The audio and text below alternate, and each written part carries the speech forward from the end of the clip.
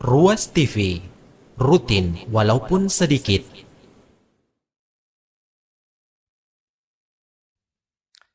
Bismillahirrahmanirrahim. Assalamualaikum warahmatullahi wabarakatuh. Alhamdulillah, nahmaduhu wa nasta'inuhu wa nastahdi wa na'udzu bihi min syururi anfusina wa min sayyiati a'malina. May yahdihillahu fala mudhillalah wa may yudlil fala hadiyalah. Wa asyhadu an la ilaha illallah wahdahu la syarikalah wa asyhadu anna Muhammadan abduhu wa rasuluh. Allahumma salli wa sallim wa barik ala nabiyyina Muhammad wa ala alihi wa ashabihi ajma'in, amma ba'd. Para pemirsa Ruas TV dimanapun Anda berada, Alhamdulillah kita sangat bersyukur kepada Allah. Pada kesempatan ini kita kembali melanjutkan pelajaran kita tentang fikih ibadah, dan pada pertemuan-pertemuan yang lalu kita telah membahas tentang fikih at-thaharah, tata cara bersuci. Maka insya Allah ta'ala pada kesempatan ini kita akan melanjutkan dengan pembahasan yang baru, yaitu fikih tentang azan dan iqamah, dan juga hal-hal yang mungkin perlu dipertimbangkan terkait persoalan-persoalan yang banyak tersebar di masyarakat tetapi sepertinya perlu dianalisa kembali bagaimana pandangan syariat tentang kebiasaan tersebut. Pertama yang kita harus pahami terlebih dahulu tentang fikih azan dan iqamah ini adalah apa definisi azan menurut syariat. Kenapa penting untuk kita pahami? Karena ini akan terkait dengan persoalan-persoalan yang tersebar di masyarakat yang mungkin dalam bentuk penambahan-penambahan ada ritual-ritual tertentu, baik perbuatan ataupun ucapan yang disandarkan kepada tata cara azan ini, yang dari segi istilah saja sudah bisa kita tebak bahwa ini tidak sesuai dengan makna azan itu. Jadi azan secara bahasa artinya al-i'lam. Karena azan ini adalah istilah syar'i, maka tentunya kita harus merujuk kepada para ulama yang mendefinisikan azan itu. Jadi dari segi bahasa adalah al-i'lam bisyai', pemberitahuan dengan sesuatu. Dari segi istilah adalah al-i'lamu bis-shalah, pemberitahuan tentang salat ya bi alfadhin ma'lumah, dengan lafaz-lafaz yang diketahui, makhsusah dan juga secara khusus, serta masyru'ah, disyariatkan. Nah, ini kira-kira definisi dari azan. Kemudian disyariatkannya azan dan iqamah. Tentu di awal-awal datangnya Islam ini tidak langsung turun perintah tentang azan. Sebelumnya ada salat dan seterusnya. Maka kapankah azan ini disyariatkan? Azan disyariatkan pada tahun pertama Hijriyah, di mana para sahabat bermusyawarah melihat kondisi di mana sulit untuk mengetahui waktu-waktu salat. Orang mau salat maghrib, isya, subuh, zuhur, asar, tidak tahu kapan waktunya sebenarnya. Bagaimana bisa mengenal apakah waktu sudah masuk atau belum? Akhirnya ketika itu salah seorang sahabat bernama Abdullah bin Zaid bermimpi tentang azan ini, dan subhanallah mimpi beliau dipertegas oleh syariat, sehingga disebutkan dalam ayat-ayat Al-Quran tentang perintah azan ini. Idza nudiya lis-salati min yaumil jum'ah fas'au ila dzikrillah. Dari ayat ini disebutkan kata nudiya apabila telah dipanggil, diumumkan untuk mengerjakan salat pada hari Jumat. Kata nudiya di sini juga diambil darinya kata an-nida, sehingga azan bisa juga disebut dengan an-nida. Selanjutnya para pemirsa sekalian, hukum azan. Hukum azan kata ulama kita adalah fardu kifayah. Apa itu fardu kifayah? Fardu kifayah adalah bahwa dia adalah suatu syariat yang wajib dikerjakan, tetapi jika sudah ada sebahagian dari kaum muslimin yang melaksanakannya, maka telah jatuh kewajibannya atas yang lain. Itulah fardu kifayah. Dari mana kita dapatkan atau mengetahui hukumnya ini? Berdasarkan hadis Malik ibn Huwairith yang disebutkan dalam Sahih Bukhari bahwa suatu ketika beliau datang menemui Nabi bersama beberapa orang sahabatnya. Ya. Lalu ketika sudah tinggal bersama Nabi kira-kira beberapa hari, mereka menampakkan kerinduan untuk kembali kepada keluarganya. Akhirnya ketika itu Nabi mengizinkan untuk kembali, ya, dan mengatakan, salatlah sebagaimana kalian melihatku salat, ya, perintahkanlah mereka, ajari mereka begini dan begitu.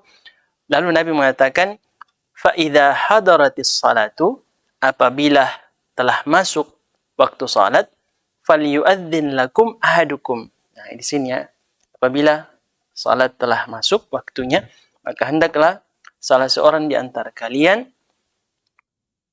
menjadi muazzin, ya, mengumandangkan azan. Wal ya ummakum akbarukum, dan yang paling dewasa, yang paling tua di antara kalian yang menjadi imam. Ada kata ahadukum, yang salah seorang di antara kalian, sehingga dari sini ulama kita menyimpulkan bahwa hukum azan adalah fardu kifayah, ya, fardu kifayah. Selanjutnya, para pemirsa sekalian, kepada siapa disyariatkan azan ini? Apakah semua kalangan, semua jenis orang, ya, laki-laki, perempuan, anak kecil, atau ada batasan-batasannya? Ya, yang pertama, hakul lirijal. Nah, ini yang paling jelas, bahwa azan itu disyariatkan bagi kaum lelaki. Adapun kaum wanita, ada sedikit ya perbedaan di kalangan ulama kita. Apakah wanita juga mengumandangkan azan atau iqamah? Ada khilaf di kalangan ulama kita. Ada yang mengatakan juga disyariatkan bagi wanita untuk azan dan iqamah. Ada juga yang berpendapat bahwa hanya iqamah saja, azan tidak. Karena azan itu khusus bagi laki-laki, mengumumkan masuknya waktu salat. Dan bahkan ada yang mengatakan makruh hukumnya bagi wanita, ya, apalagi azannya, karena terkait dengan suara wanita yang berbeda dengan suara laki-laki, bisa berpengaruh, ya. Dan ada yang mengatakan dua-duanya, ya, tidak perlu wanita untuk azan dan iqamah. Jadi persoalan ini persoalan yang luas, ada murunah bagi kita, ada keluasan, silahkan memilih yang mana yang kuat. Namun kami pribadi berpendapat bahwa boleh azan dan iqamah, tapi dengan suara yang tidak terdengar kepada yang lain, kecuali kepada sesama komunitas saja. Namun lebih baik tidak usah, ya. Untuk bisa keluar dari khilaf, maka lebih baik tidak usah, ya, karena seperti yang kita sebutkan tadi, definisi azan itu adalah i'lam, untuk memberitahukan orang bahwa sudah masuk waktu salat. Nah, kalau misalnya salatnya sendiri, maka tidak perlu azan, tidak perlu iqamah. Makanya sebagian ulama kita mengatakan, ya, bahwa kalau sudah terdengar azan di masjid, ya, lalu ada misalnya satu orang yang terlambat sholat, ya, dia tidak perlu lagi azan dengan suara yang besar, ya, hukumnya sunnah baginya untuk azan, tapi dengan suara yang pelan saja.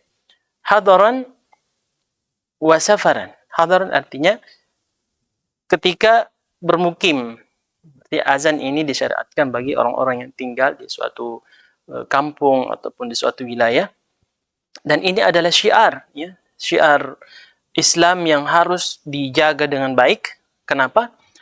Ulama kita mengatakan bahwa jika saja ada suatu wilayah, ya, yang mana orang-orang sepakat di situ tidak mau mengumandangkan azan, dan pada saat itu misalnya Islam dan kaum muslimin berkuasa, maka wajib untuk diperangi, ya, wilayah itu yang tidak mau mengumandangkan azan. Ya, ini perlu dipahami dengan baik. Berarti ini syariat yang penting. Wasafaran, dan juga disyariatkan ketika orang musafir, ya. Dan ini yang kita sebutkan tadi, ya, bagaimana Nabi menyuruh Malik ibn Huwairith ketika kembali ke kampungnya bersama beberapa orang sahabatnya untuk tetap mengumandangkan azan. Wa alal munfarid, yang kita sebutkan tadi, bahwa boleh juga azan bagi orang yang sholat sendiri, tetapi tentunya ini hukumnya sunnah dan tidak perlu diangkat suara yang lebih tinggi. Adaan atau qada, baik sholatnya itu dikerjakan tepat pada waktunya ataupun sholat yang diqada. Nah, ini mungkin baru kita dengar ya. Bagaimana kalau misalnya kita tertidur dari satu sholat, lantas kita nanti terbangun ketika sudah keluar waktunya, apakah kita azan? Nah, ini penting ya. Disebutkan dalam hadis bahwa Nabi pernah musafir ya, bersama beberapa orang sahabat. Termasuk di antara mereka adalah Bilal bin Rabah yang merupakan muazzin Nabi. Ya. Tiba-tiba qadarullah mereka semua termasuk Nabi ketiduran sehingga tertinggal sholat subuh. Nanti terbangun ketika matahari sudah terbit. Nah, yang pertama Nabi lakukan adalah berpindah dari tempat itu. Dan ini sunnah. Tinggalkan tempat itu, pindah tempat yang lain. Ya. Kemudian menyuruh Bilal mengumandangkan azan. Setelah itu mereka sholat subuh, dan seterusnya. Berarti hadis ini menjelaskan kepada kita bahwa sholat yang diqada pun ya, bisa dilakukan azan padanya. Beliau juga menyebutkan sebuah ayat ya, dan ini makna daripada hadis tersebut. Wa aqimus salata lidzikri, ya, dan tegakkanlah salat itu lidzikri. Sebuah hadis yang mempertegas hal ini karena Nabi pun mengatakan man nasiya an salatin falyusalliha idza dzakara. Barang siapa yang lupa dengan suatu salat, maka hendaklah dia mengerjakannya ketika dia mengingatnya. Ulama kita mengatakan jika demikian, orang yang terlupa, tertidur, atau misalnya betul-betul tidak tahu waktu, ya lalu lewat waktunya, maka baginya awal waktu salat adalah di saat dia ingat salat itu. Nah, maka pada saat itu dia azan, dia iqamah, bahkan dia boleh salat sunnah. Kalau ada salat sunnah qabliyah, misalnya salat zuhur, ya ada salat sunnah qabliyahnya, dia boleh juga salat sunnah qabliyah. Ya. Salat ba'diyah juga boleh, karena bagi orang yang lupa waktu salat ataupun tertidur, awal waktu salat baginya adalah ketika dia sadar. Termasuk jam'an, orang yang menjamak salat ya, juga disyariatkan azan ya, seperti Nabi pernah lakukan ketika berada di Arafah. Berhaji beliau menjamak antara zuhur dan asar ya. Azannya satu kali, iqamahnya dua kali. Karena salat yang dijamak itu dianggap salat yang dikerjakan di satu waktu, tetapi dua kali iqamahnya. Kemudian setelah dari Arafah, beliau menuju ke Muzdalifah. Di sana juga beliau menjamak salatnya maghrib dan isya. Ya, satu kali azan dan dua kali iqamah. Baik. Para pemirsa sekalian, kita lanjutkan. Apa keutamaan azan? Subhanallah, kami mendapati ternyata azan ini memiliki keutamaan yang tidak ada pada ibadah yang lain. Ya. Dan hadisnya banyak. Kita coba mengambil beberapa di antara hadis tersebut. Yang pertama bahwa azan adalah ucapan yang paling baik. Azan kan kita sebutkan tadi adalah penyampaian tentang masuknya waktu. Sekaligus ajakan untuk salat, karena dalam azan kan ada ucapan hayya 'alas shalah, mari kita salat. Ini masuk dalam firman Allah Subhanahu wa taala, wa man ahsanu qawlan mimman da'a ila Allah. Ya, siapakah yang paling baik ucapan-ucapannya dari orang yang mengajak kepada Allah. Artinya yang pertama, pujian Allah kepada orang yang mengajak kepada kebaikan. Ya. Yang kedua, semua yang mendengar azan akan menjadi saksi di hari kiamat. Ya, subhanallah, dalam hadis Abu Sa'id Al-Khudri, ya, beliau katakan kepada salah seorang sahabat yang bernama Abdullah bin Abdurrahman ibn Abi Sa'sa'ah Al-Ansari, beliau mengatakan, inni araka tuhibbul ghanam wal badiyah. Saya lihat kamu ini sangat senang dengan kambing, ya, beliau memelihara kambing dan juga lembah. Iya. Maka beliau pun mengatakan, fa idza hadartis shalah fa idza adanta lis shalah farfa sautaka fin nida. Ya. Apabila kamu azan untuk salat, ya, maka angkatlah suaramu tinggi-tinggi. Ya, fa innahu ya la yasma'u mada sawta al-muadzin ya jinnun wala ins wala ayu syai' illa syahida lahu yaumal qiyamah. Ya, karena sesungguhnya ya tidak ada yang mendengar suara azan itu baik dari golongan jin ataupun manusia, bahkan apa saja kata beliau, kecuali semua akan bersaksi di hari kiamat. Subhanallah ya, bersaksi terhadap muadzin ya, dan azannya. Dan beliau Abu Sa'id Al-Khudri mengatakan, saya mendengar ini dari Nabi sallallahu alaihi wasallam. Ya. Yang ketiga, bahwa ini adalah sebab untuk meraih maghfirah Allah Subhanahu wa taala. Disebutkan juga dalam sebuah hadis yang sahih bahwa Nabi kita mengatakan, ya'jabu rabbukum min ra'i al-ghanam. Allah Subhanahu wa taala merasa takjub dengan seorang pengembala kambing. Ya, dia mengembala, disebutkan fi ra'si sadhiyah, di atas sebuah bukit ya, min jabal. Apa yang dia lakukan? Ya, yu'adzin lis-shalah wa yusalli. Dia azan, lalu dia salat. Maka Allah Subhanahu wa taala mengatakan, apakah kamu melihat apa yang dilakukan hambaku ini? Ya. Apa yang dia lakukan? Yu'adzin wa yuqim. Dia azan, kemudian dia iqamah. Yakhafu minni. Dia takut kepadaku. Maka Allah katakan, qad ghafartu lahu. Aku telah mengampuninya, wa adkhaltuhu al-jannah. Dan aku telah memasukkan ke dalam riwayat, wa adkhaltu abdi ilal jannah. Kama qala Nabi sallallahu alaihi wasallam. Aku memasukkan hambaku itu ke dalam surga. Ya berarti para pemirsa sekalian, muadzin ini luar biasa ya. Dia meraih maghfirah Allah. Kemudian semua yang mendengar azan akan bersaksi untuknya, dipuji oleh Allah. Bahkan dalam sebuah hadis yang masyhur, al-muadzinun atwalun nasi a'naqa yaumal qiyamah. Ya. Para muazzin itu adalah orang yang paling panjang lehernya di hari kiamat. Ditafsirkan oleh ulama kita bahwa kenapa dia dianggap panjang lehernya di hari kiamat dalam surga? Karena dia yang paling banyak melihat nikmat Allah Subhanahu wa taala, yang paling banyak menatap, ya ada lagi nikmat, di sini ada lagi. Yang lain mungkin biasa-biasa saja, yang melihat kiri kanan nikmat dan tapi dia banyak sekali yang mendapatkan nikmat itu. Dia melihat, ya subhanallah. Ini diantara penafsiran ulama ya, bagaimana seorang muazzin ya luar biasa keutamaan yang Allah berikan kepadanya. Makanya dalam sebuah hadis Nabi kita mengatakan, seandainya ya kalian mengetahui atau manusia mengetahui ma fi nida'il awal ya wa fi saffil awal, apa yang terkandung dalam azan itu dan juga pada saf pertama, dan tidak ada cara untuk bisa meraih itu kecuali harus mengundi ya. Ya seperti orang yang beberapa orang mengundi siapa yang lebih dahulu, siapa yang harus maju ya. Siapa yang harus menjadi muazzin, maka semua akan berlomba untuk menjadi muazzin.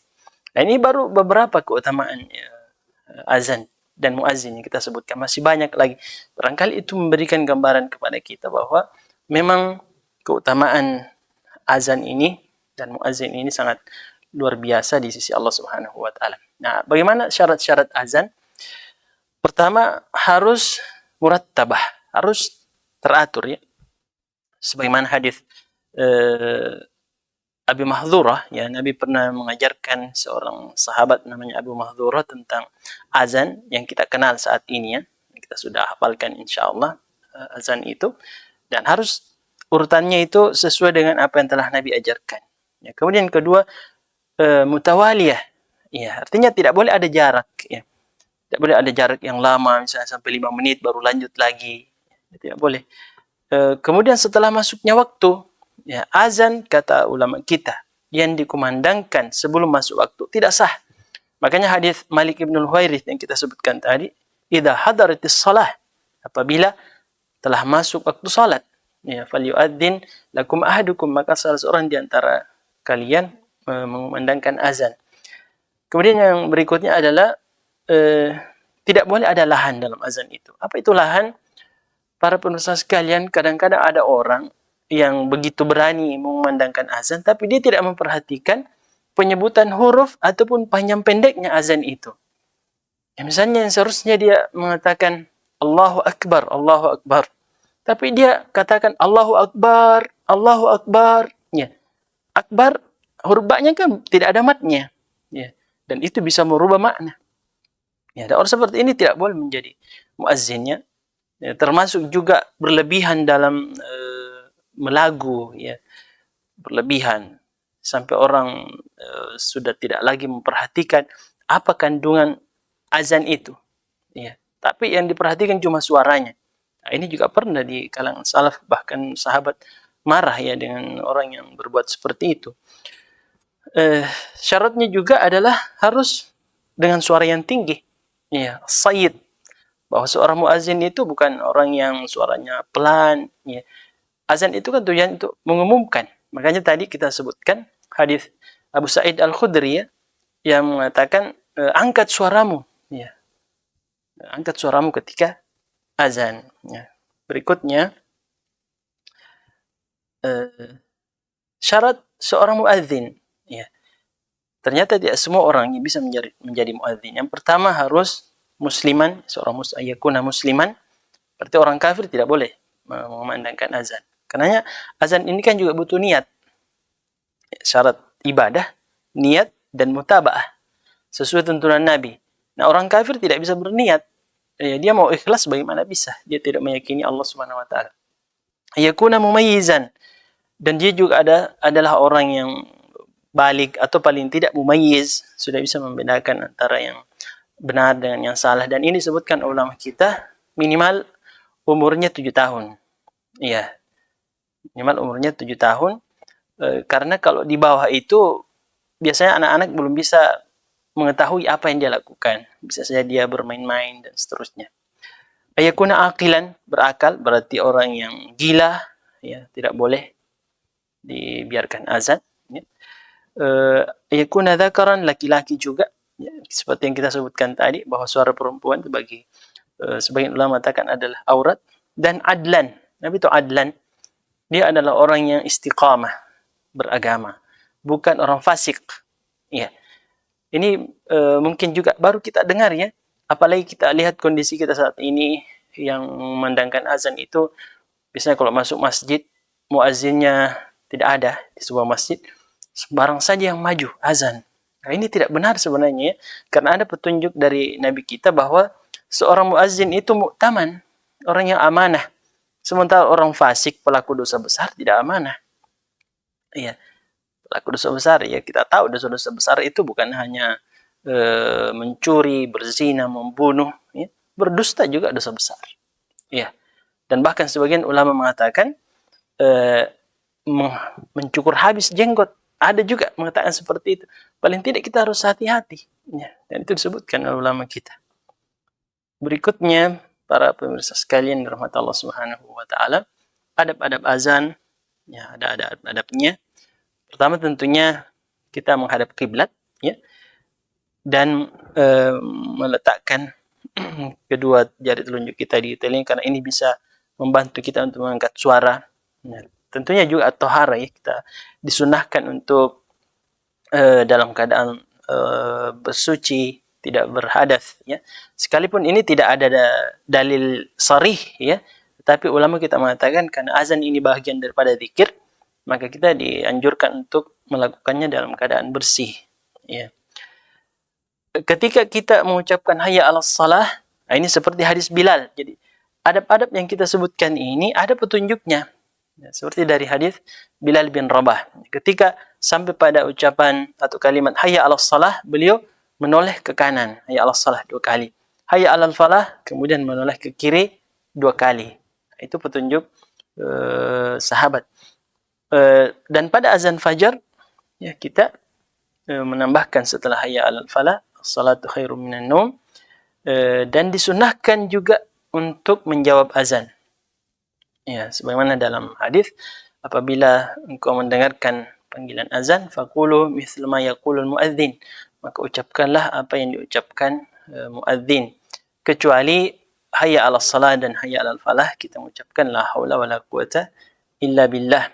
Dan yang terakhir adalah berdoa setelah mendengar azan, ya sebagaimana dalam hadis Nabi, man sami'a an-nida, barang siapa yang mendengarkan azan, ya, atau kama qala Nabi SAW, lalu dia mengatakan Allahumma rabb hadhihi ad-da'wati at-tammati was-salati al-qa'imah ati Muhammadil wasilata wal fadilah wa ba'athu maqaman mahmudan alladhi wa'addah, sampai di situ, ya.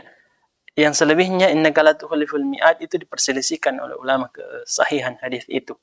Maka Nabi mengatakan halat lahu syafaati, maka dia berhak mendapatkan syafaatku di hari kiamat. Selanjutnya para pemirsa sekalian rahmat Allah Subhanahu wa taala, kaifiat azan, bagaimana cara azan saya kira kita sudah tahu, ya. Bilal diperintahkan untuk mentasfi' azan dua kali, ya. Setiap kalimat diucapkan 2 kali. Ya. Adapun iqamah, ya, boleh dikatakan umira Bilal ayushaffi' al-adhan wa ayutir al-iqamah. Qala kama qala, Bilal diperintahkan untuk mengucapkan kalimat azan itu 2 kali setiap kalimat, ya. Dan untuk iqamah ia 1 kali, kecuali qad qamatis salah itu 2 kali. Nanti ini ada petunjuknya dari sahabat. Kemudian, nah ini ada persoalan-persoalan yang penting untuk kita pahami terkait masalah azan ini, yang sebagian orang melakukannya, tetapi ternyata kalau kita perhatikan ada kemudaratan yang terkandung di dalamnya, sehingga harus dipertimbangkannya. Yang pertama adalah tilawah di masjid sebelum azan. Ini bagaimana hukumnya? Biasanya di kampung-kampung, ya, sebelum azan subuh, muazzinnya terlebih dahulu membaca Al-Quran dengan pengeras suara. Ya. Ini sebenarnya boleh atau tidak ini? Ya. Ternyata setelah kami telusuri pendapat para ulama kita, mereka mengatakan hal ini tidak diperbolehkan. Kenapa? Pertama, azan itu tujuannya adalah untuk mengumumkan masuknya waktu salat. Makanya disebut adzan, i'lam, ya, pemberitahuan. Sehingga segala bentuk cara-cara, ya, yang dibuat selain azan ini untuk mendatangkan orang ke masjid, itu tidak ada tuntunannya. Ya, apalagi membaca Al-Quran, ya, dengan suara yang besar. Ini kemungkinan orang dirasuki penyakit riya, ya, sangat besar, ya. Apalagi sebelum subuh, ya Allah alam, tapi itu sangat mudah kita terpengaruh dengan penyakit riya, memperdengarkan suara sebelum subuh ketika orang masih terlelap. Yang ketiga, ini bisa mengganggu orang yang tinggal di sekitar masjid, ya.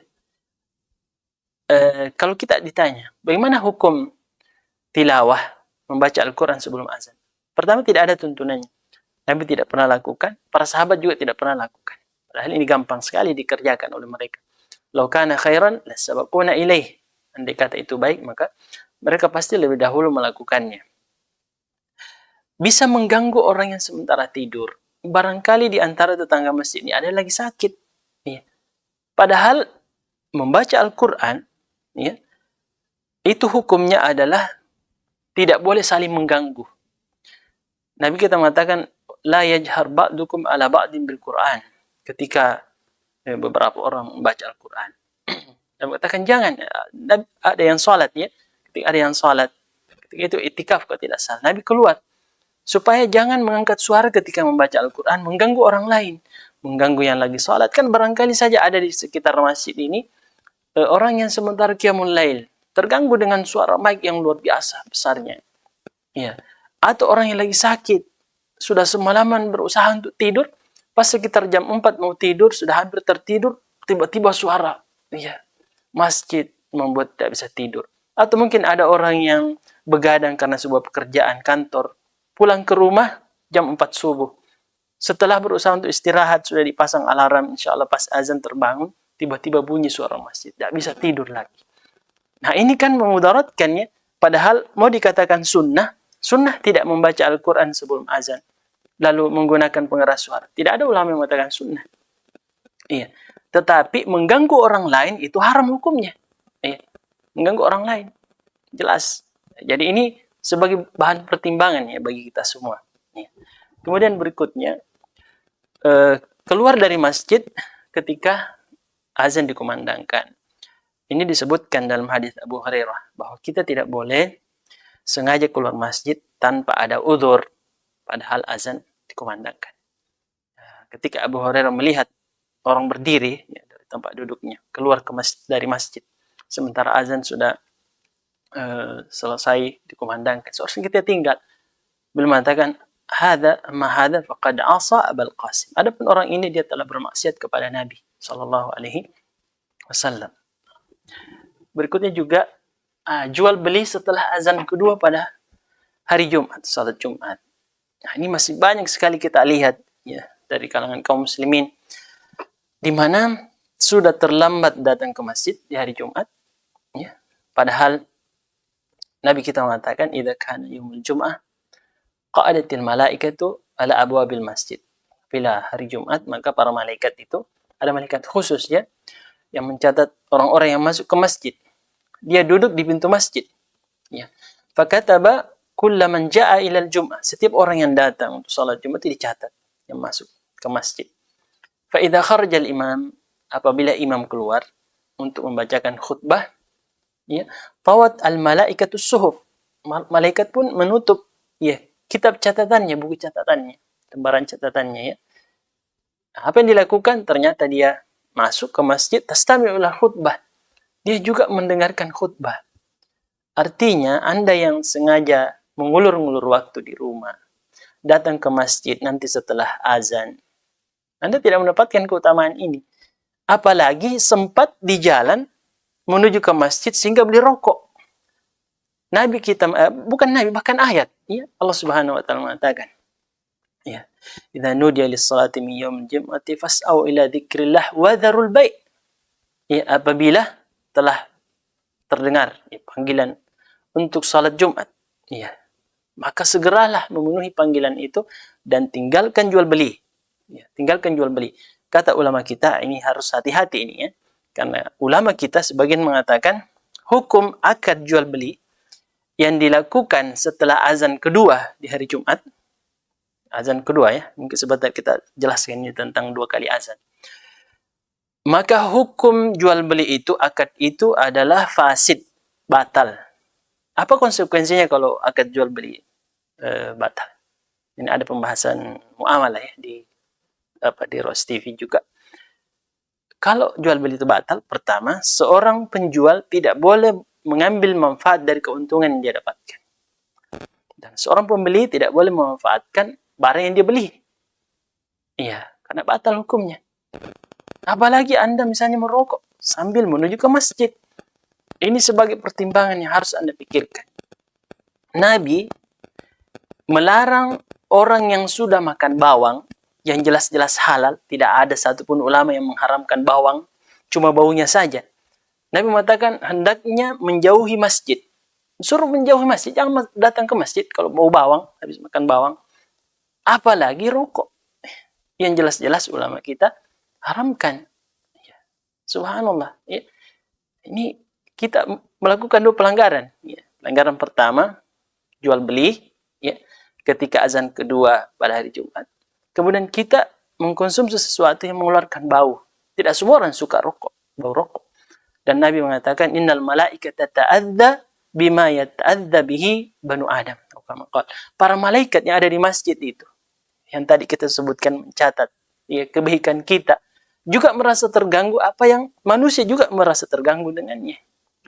Ya. Harus kita perhatikan. Kenapa kira-kira Utsman bin Affan radhiyallahu taala anhu pada hari Jumat itu menyuruh untuk dikumandangkan azan beberapa menit sebelum masuk waktu di pasar supaya kita siap-siap datang ke masjid, siapkan diri, bersihkan. Bahkan beliau berpendapat dan juga ulama-ulama yang lain Ada yang mengatakan wajib hukumnya mandi di hari Jumat. Kenapa? Supaya kita betul-betul datang dalam keadaan siap menghadap kepada Allah, ya, dengan pakaian yang bersih, dengan bau yang harum. Nah, begini seharusnya seorang muslim. Jadi para pemirsa sekalian dirahmati Allah Subhanahu wa taala, ini perkara yang sangat prinsip. Ya, banyak sekali kesalahan yang dilakukan oleh manusia, utamanya dalam perkara azan dan iqamah ini. Sederhana kita dengar, ya, tiap hari kita dengar azan dan iqamah, tapi kalau kita tidak belajar dengan baik, kita sangat mudah terjatuh dalam kesalahan.